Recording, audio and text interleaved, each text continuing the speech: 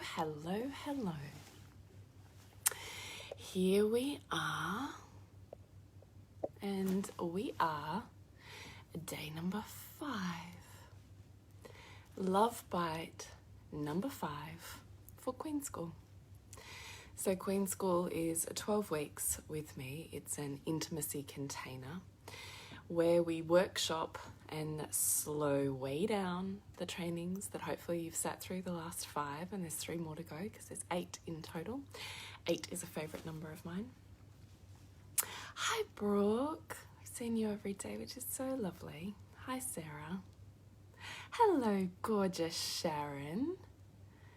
Haven't had time to go back yet, but I was so excited to read. Wine, Ange? Yes, I have wine. I was so excited to read and embark about you doing a burlesque show. That just, I love it. I really want to come and see it. I just think that's fantastic. Hi Regan. So good to see you. Hey Marnie. Hi gorgeous Meals. Hi Shelley. Yeah, girlfriend. Sharon, I'm so cheers to you. I think that's phenomenal.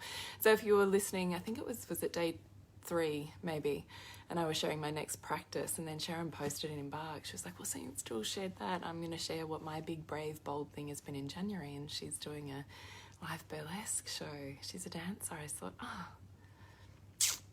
magic. So, hello, beautiful Nicole, or Nickers as I call you. Have you got a wine? Have you got a vino? All right, so today is day 5 of our 8-day Love Bites. So Love Bites being a whole lot of pleasure and just a little bit of pain. It's a tiny little bite. Oh, you're loving Love Bites? Thank you. I'm so glad. I really do hope that they're of service and that they're useful to the lovers out there in the world. I really do hope. So thank you for letting me know that. I love how you're switching between the red and the white. Do you know why? Because I have 2 favorites. One's a favorite red and one is a favorite white, and I just can never quite decide which one I feel like. But today we went to the ice bar, so I'm a little disappointed with my red today because really what I was after was a cocktail, but we just haven't had time today. We went to the ice bar in Melbourne. Have you been there? It's completely made of ice. Your tables, your chairs, the bar, everything. Cups, everything made of ice. And so we went there with the kids and had a couple of cocktails, and they have all these games in there. So we played Connect 4 and air hockey and Jenga. Is a Jenga where you do the bars. What else did we play? I can't even think. That was super fun. So today I wish I had a cocktail. Maybe tomorrow. All right, let's get on with today. Day number 5, Trainable. Trainable is also one of my, I know I keep saying this is also one of my favourite topics. I think I've just chosen Love Bites that are all my favourite things to talk about or just mull over until, a delicious chewy piece of something. So I want to go to an ice bar. It was really cool in Melbourne. You should go. It's really fun. So they do kids up until 7 p.m. and they can get a mocktail instead. It was really fun. So why I love Trainable is because bless, it's minus 10 or something, yeah, and you're gowned up. You have Ugg boots and gloves and these blue fairy poncho sort of things. Yeah, it's fun. Well, it's really good. The reason I love Trainable is because as humans, we are all very trainable. Very trainable. What we do regularly is what literally builds a cellular and neurobiological or chemical pathway in our bodies. Literally builds a memory in our body, in our cells, in our psyche, in our hormone release. So this is how we become addicted or habituated into ways and patterns of being, because we love habituation as humans, as biological humans. We love it. When something is predictable and known, and we can train ourselves into, you know, like the puppy dog, was it Freud who did that salivating dog? I can't even think now who that was. Probably should look that up before I start throwing it out there. But when we're handed that biscuit, we salivate in our own way. Whether we've eaten the biscuit or not, our body's still gone on that pathway. So that can be, you know, when your child makes that noise and you're habituated to act a certain way, or when your partner does that thing, like they just chew too loudly or something, and you're like this. Yeah, Pavlov's dog. Thank you, Adele. I appreciate that. I love that you know that too.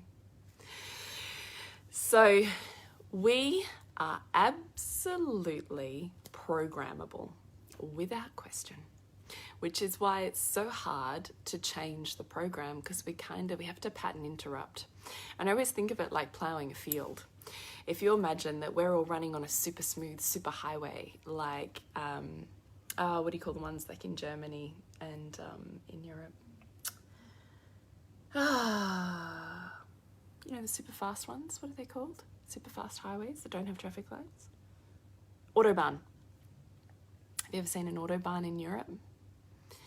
When I was on like a Kentucky tour, when I was like 18, one of the guys on the tour with me ran across an autobahn and got hit. Thank you, autobahn. I love that we can have a conversation even though we're not having a conversation.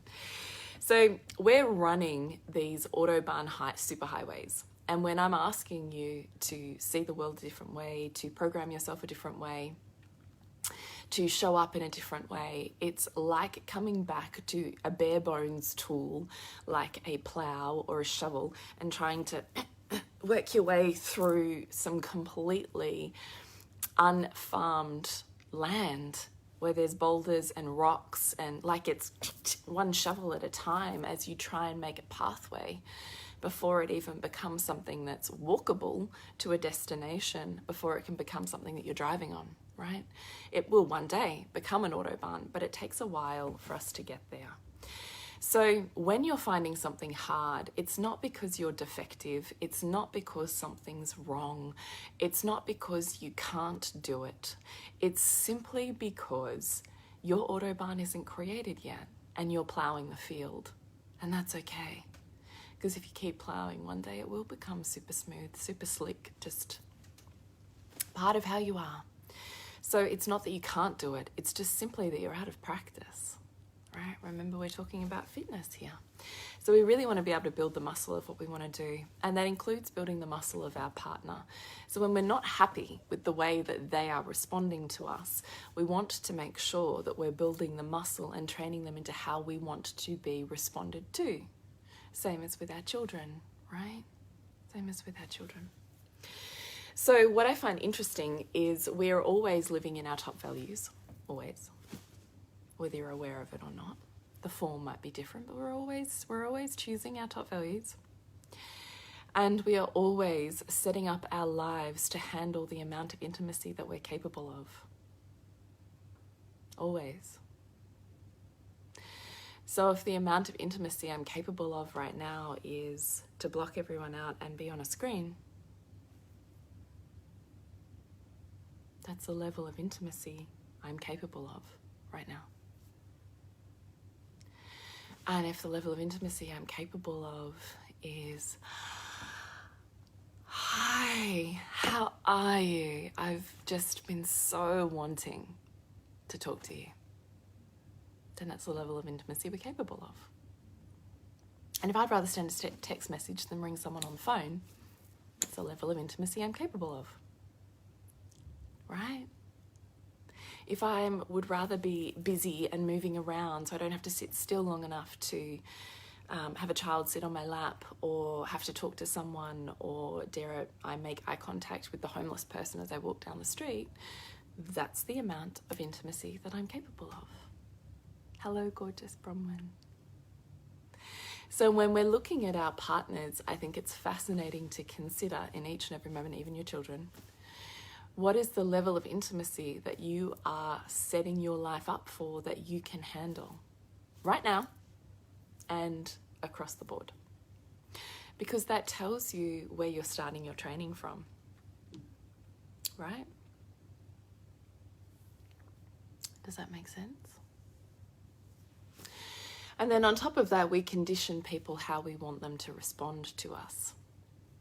And we're always conditioning. We're always in like this co-created conditioning experience. So when you change the rules on someone in a relationship, there's usually this period where they put my drink down again, because I find this really fascinating. Have you ever, even with your, I've done a lot of work on my mother wound. So there's always this interesting almost like a withdrawal, because we get in a way addicted and dependent upon the neural pathways that are like the autobahns that we just keep running, the way that we've habituated each other. So you can find someone that you're like, they just drive me wild, but there's something that your body gets out of being driven wild. Do you get a hit of adrenaline? Do you get a hit of dopamine as you fall into the, overwhelming love and connection with someone as you bitch about that person? Do you create a huge amount of oxytocin as you bond with your children to absorb everything you're not getting from your relationship? Are you addicted to being angry? What do you get out of being angry? What does it do to your brain and to your body? Does it wake you up? Does it make you go, fuck you? And then what do you do with the fuck you energy? Do you do shit you wouldn't do otherwise? There is nothing more motivational in a lot of ways than fuck you energy. So when you're used to kind of ticking each other off in a certain way, and by ticking off, I mean like you press the button for a neural chemical to just, because you're running an autobahn with each other, and you decide to change the rules on that, that other person has relied and is dependent upon the cocaine hit that they get from you, whatever that special cocktail is that they get from you. So when you change the rules, there's going to be a withdrawal period.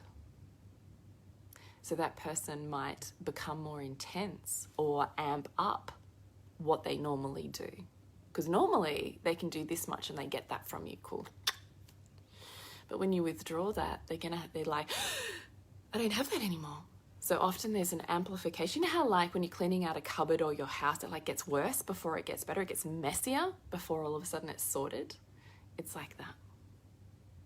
So it gets bigger as this person goes through a withdrawal, because there's a dependency that's been created on this neural, biological, neurochemical, hormonal hit up that you get from each other.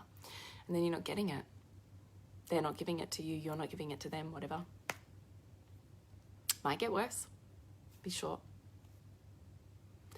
So as long as you're able to stay where you're changing the rules to, that person that, oh, hang on a minute, and has to reorient to you, and then the relationship dynamic is changed.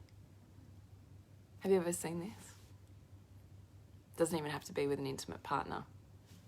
I've seen it. I can see it every single time I change the rules on a friend, or on a, friendship over years, in my relationship with my own mother.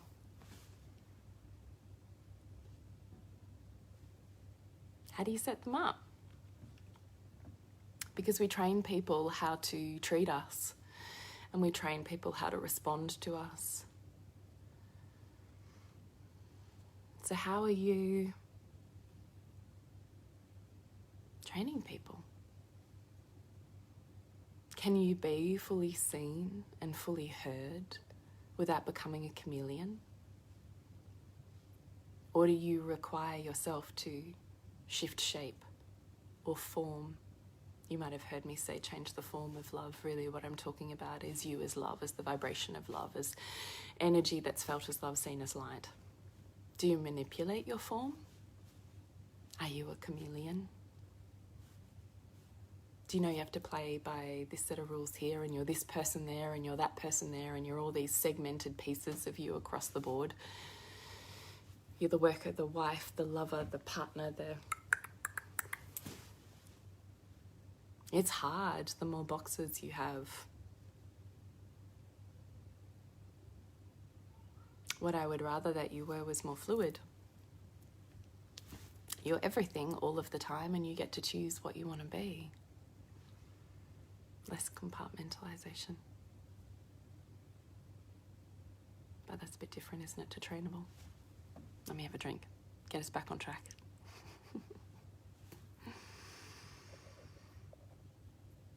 And I guess our levels of intimacy change daily, moment to moment. Yeah, they do, depending on, like, we're always setting it up for that. But also there's a base level that we're comfortable with, right? There's kind of the way in which we're stretched, or the way in which we've grown. There's a part of intimacy that's more enjoyable for us there. There's always a second gain at play. Yes, there is, Jess. Nicole, when I'm angry, it gives me a release of built up tension. Yeah. Love the cleaning out cupboards analogy. Yeah, cool. Compartmentalization is like my superpower, not in a good way. Yeah. I feel that, Brooke, because I so get that was me too.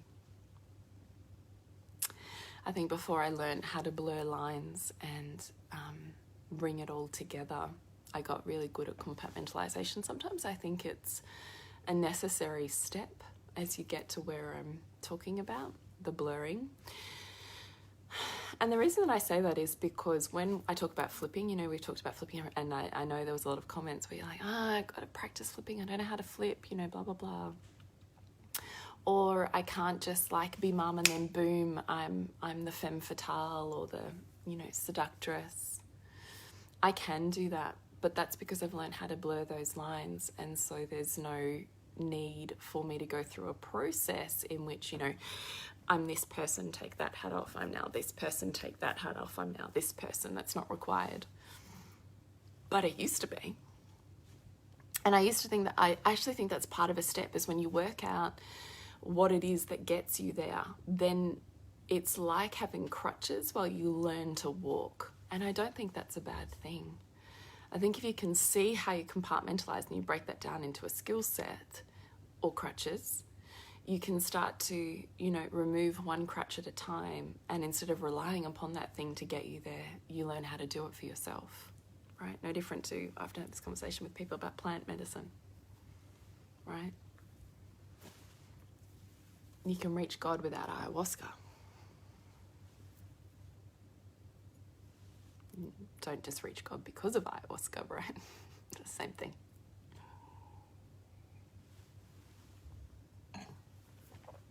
Does that kind of make sense? So, Brooke, I kind of think that's a beautiful thing. I just think that's more masterful than not having any idea how to be something. So I would take that as the intermediate step and let that be beautiful. And then you get to work out how to be that without that. One crutch at a time. No cold turkey here. Let's be more gentle. Let's go more slowly. All right, where am I at here? Okay, delay. Bron, the flip and blur is hard. Yeah, I know. Totally understand and see how compartmentalizing serves to move into fluidity. Yeah, that's really cool that you see that. Yeah, I think it's a beautiful thing. And then, you know, wherever you are in your practice, I hope I can just, and by practice I mean we're all practicing, right? You never, you know, as I say to my son all of the time, I'm sure, I can't even think of a basketball player's name right now. He used to love KD. I think he still does. KD still dribbles every day. He's one of the world's best basketballers, but he still does the basics. Because it's repetition, right? What we do regularly builds our memory, builds our cellular memory. So it no longer even has to be conscious. Our cells just kind of take over and do the thing, right? So what you practice every day becomes the cellular memory that one day will be so fluid it's the Autobahn and you don't have to like consciously do a thing. It just like happens. So if KD still dribbles every day, then dribbling every day is good enough for me. So what does that look like for you? You know? So compartmentalizing and breaking it down every day, I think it's really useful practice. Oh, that's why I got into practice. So I'm hoping that wherever you are in your practice, because we're always practicing, me included, every day, because because I'm practicing my intimacy, because I want, crave and desire a life that's built upon deep intimacy, right? In my friendships, in my relationships, in my parenting, I'm not here for a mediocre ride. I want to play it out, leave it all on the basketball court, dance it all on the floor. Let's have that type of love. So, in which case, wherever you're at in your practice, I hope that I can help take you where you want to go, because we're all expanding that all the time, all the time. Okay. 2 things that block, 3 actually, that I have here that I want to get through, that block intimacy. So 1 is delay. So when you delay, it reduces the potency and therefore the clarity of energy that he receives or she receives, your masculine partner. When that string is plucked and you're like, and out it goes, clear. When that string is plucked and you're like,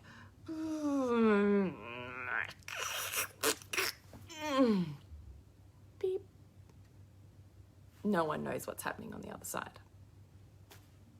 Literally no idea. Remember yesterday? No idea. What? I got a beep. I thought we were good. And you're like, we're breaking up? So when we delay, when we suppress our own feminine, when we zip it up and become a chameleon and morph the truth of who we are in this moment into something that we perceive or believe is more lovable in this moment, or we've been trained into knowing we'll receive more love. Because if you're a core feminine being, you're always seeking the world through love, whether you are conscious of it or not. That's how you're reading it. So will you manipulate your form to be more lovable? Or will you risk love in order to be in alignment with your own soul and body? Not like, yeah, body, you're wrong. So when there's delay, it reduces the information that's available outside of you, because there's inside of you as an experience and then there's outside of you as an experience, right? And what you allow to be seen on the outside is what you get back. In presence, in clarity, in truth, in fulfillment, in being met, in being connected with, right? What comes out is what comes back. So, if you delay feelings rippling through you and being seen, visibly felt, known and claimed outside of you, he doesn't know, maybe doesn't want to. Maybe you have a partner who you've trained into only recognizing a bleep, or actually not even caring about the bleep because it's just a bleep. Or he never gets it right, so he's been trained into just tuning it out. How have you trained him?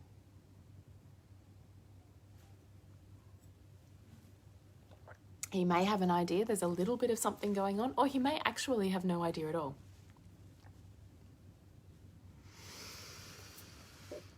So you have to be responsive to your own body, inward sensations and world, in alignment and in integrity. Remember the impeccability. You want impeccability of presence and word outside of you. It requires impeccability and presence and word with inside of you. You can't ask to get what you're not willing to give.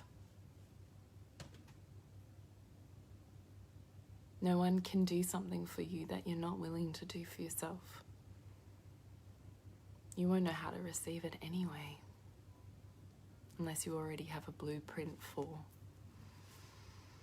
letting it in, receiving it. This is part of who I am and how I am. Then I recognize it. and I can amplify it because what appreciates, right? So you need to respond to your own body and to his. Remember, presence, lack of presence. I'm smiling at your comment, Brian. I'm sure that's not true. To his shallow presence or depth of presence with a resonance that comes from you that trains him into that. Yes, more of that. Or nope, not like that. Try again. In which case, you need to be more energy than consciousness. Do you remember my carrot story from yesterday with my son? When there's no energy, he's going to be picking the energy that's around, right? He picked carrots. That's how much energy I had. Carrots. I was less than carrots. Just in energy frequency. I don't need to make meaning out of that. I'm just saying on an energy frequency, I can see I was conscious. I wasn't energy. The carrots were energy. Until I became more interesting and more energy than the yummy carrots. Then his presence and attention was on me. Does that make sense? Nicole, so true. Like the saying, we can't give what we don't have. We're not willing to give ourselves, yeah, totes. Jess, it's become very clear to me over the years that generally when I let myself be seen in the moments, it goes pear-shaped very quickly because I have no clarity and I'm very emotionally charged in those moments. Yep.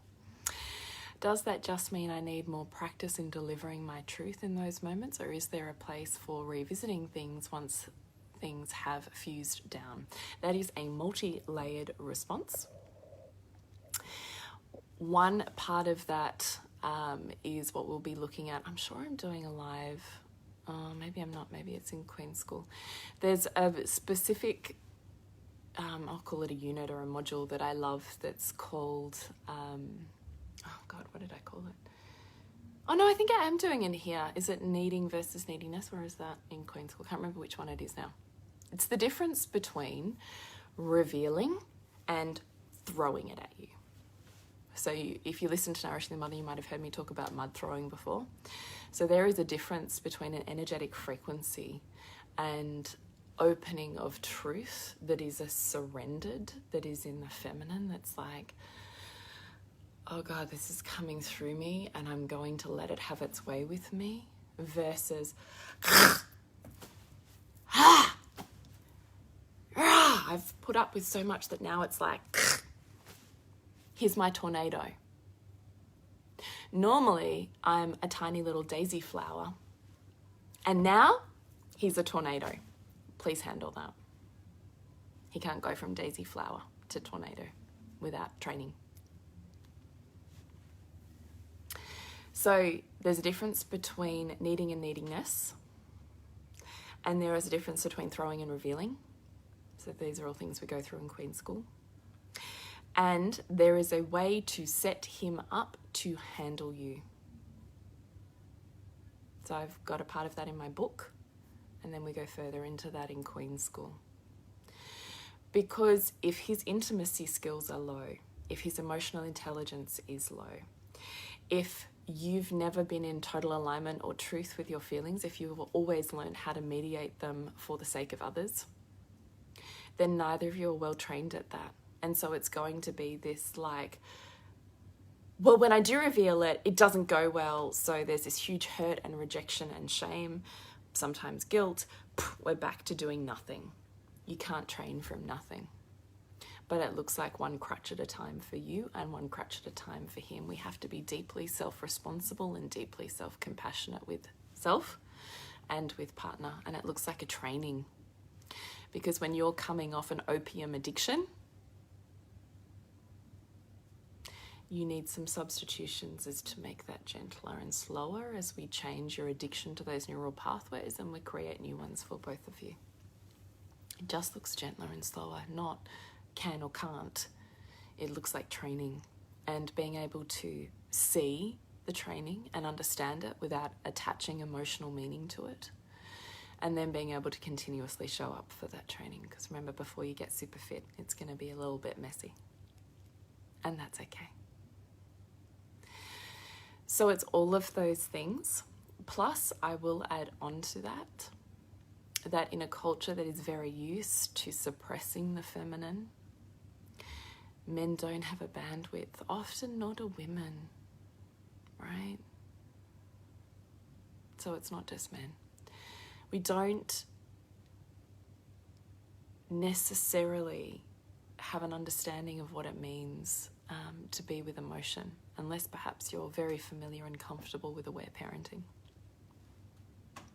There's not many places and spaces outside of aware parenting, maybe Gestalt therapy, that you find people who are incredibly comfortable at holding the fullness of humanity. So what we end up with is men who continuously play small and women who continuously subjugate their own feelings, and then don't ask the man in front of them to rise to a bigger spectrum. So he never grows, just stays a prince. And then requires women to subjugate their feelings because they can't handle anything more. And we know they can't handle anything more, we don't try, so we end up on this cycle. Women who subjugate, men who can't handle. Women who subjugate, men who can't handle. Or / feminine, masculine, whatever type of relationship you're in. Does that make sense? This is how we end up with women are too hard. Are we doing this again? Have you got your period? Is it that time of the month? You're such a bitch. When we have partners that don't have a large emotional scale, we will find that they will ask their partner to minimize their emotional state, or they will gaslight, subjugate, minimize. So either your partner's going to ask you to do it, or you will do it before your partner even asks you, and then they stay small and you stay small. Does that kind of make sense? So that's what I mean by multi-layered response. Bron, you love the carrot story. Me too. I replay it in my own mind so many times. Carrot story is relevant in every area. It's so true. So true. Because are you more energy than the current nothingness that he's in or not? That's all it is. It doesn't mean anything. It's just like a checkpoint. Am I more energy or more consciousness right now? Which would be more fulfilling for me? To stay as consciousness? Because that could be more fulfilling for you, but then don't get cut up about the fact that he's not bringing his presence to you if you're choosing not to be energy.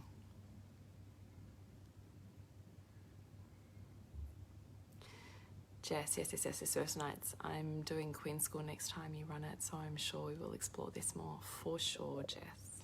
For sure. I'm glad that resonates too. Thanks, Nicole.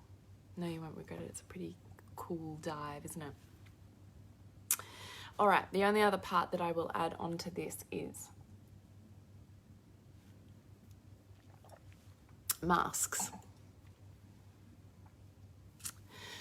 So when we're running fear, based on our own programming from childhood, we tend to self-create and impose our own kind of closure and sealing up.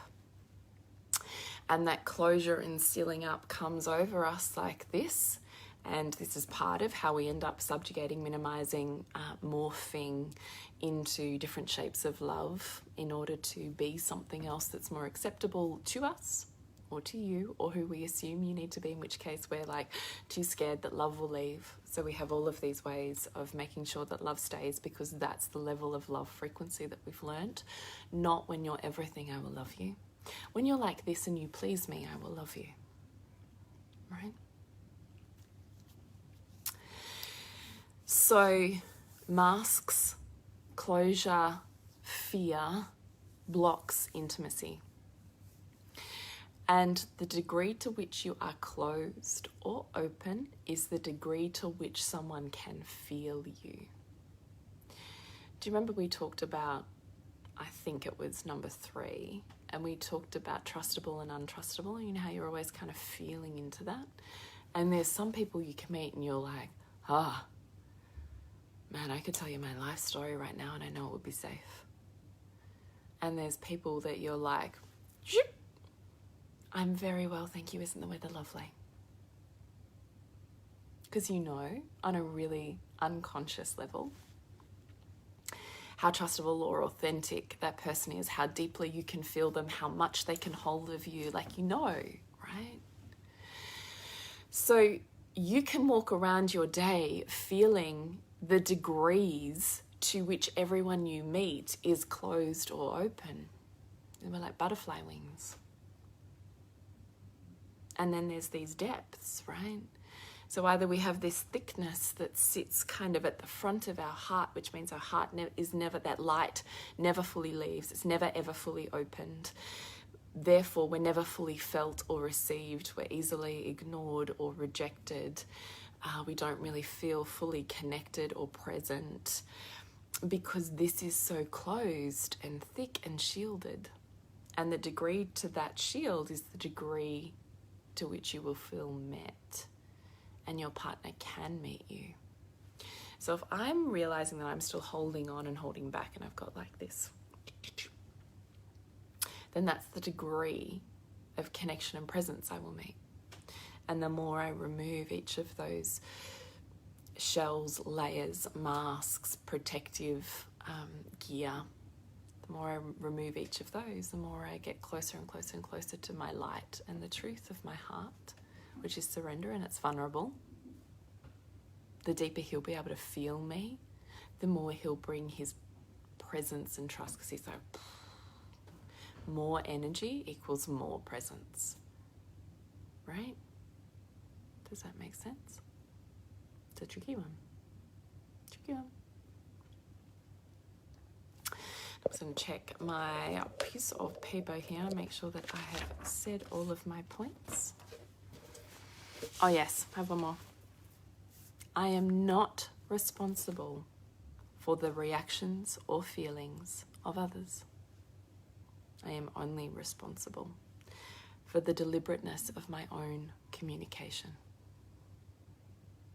Do you need to hear that again? I am not responsible for the reactions or feelings of others. I am only responsible for the deliberateness of my own communication.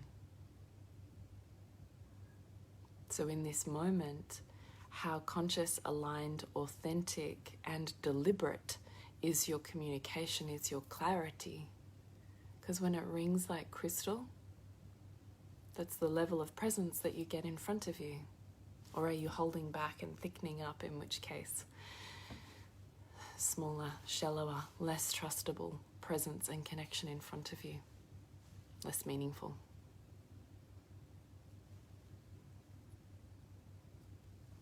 Yeah, it'll be why people often tell you their secrets, for sure. For sure. They already feel that from you.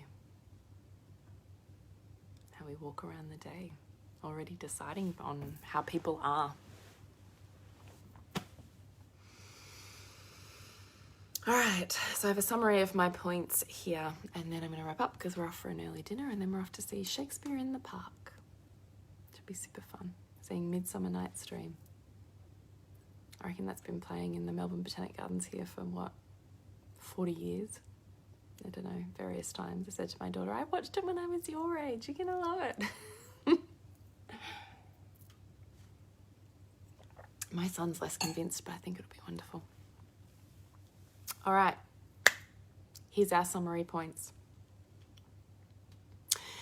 Your body needs to show the ecstasy or the truth and alignment of your feelings in response to his presence or lack of. Hope that wasn't too many words in one here. If you suppress, minimize, and subjugate, he has no way of knowing Train your body to feel what it's feeling and be in truth of that. Respond to his consciousness, or lack of, in a way that he can't ignore it. And if you need a reminder, listen to my carrot story from yesterday.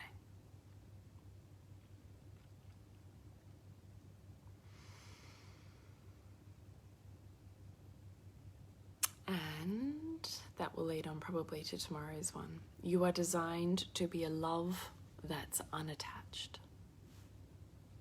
A love that invites, that doesn't penetrate.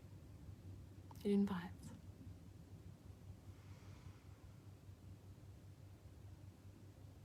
I think that's it. Hello, Kira. How are you? It's good to see you. All right, so trainable. Remember, you are always training the people around you, how they respond to you. And you are always training yourself how you respond to your own body feelings. And whether you subjugate and minimize and more form for others, or whether you're in truth and alignment and have a clarity about your transmission. Just remember, you're trainable, they're trainable, human brains are trainable. And if you train them into it, you can train them out of it, but it looks like a really self-compassionate, self-responsible pathway. And that's why Queen School's here. So if you're ready for that, come join me. It's 12 weeks. I will absolutely work on your art of loving and the way that you respond to your partner. I'll drop the link in this video. If you have any questions, drop me a message. Everything is trainable. Nothing is fixed. All right. And I will see you tomorrow at 4:44 for Love Bite number 6, which will be delicious. Thank you so much for joining me. I will see you then.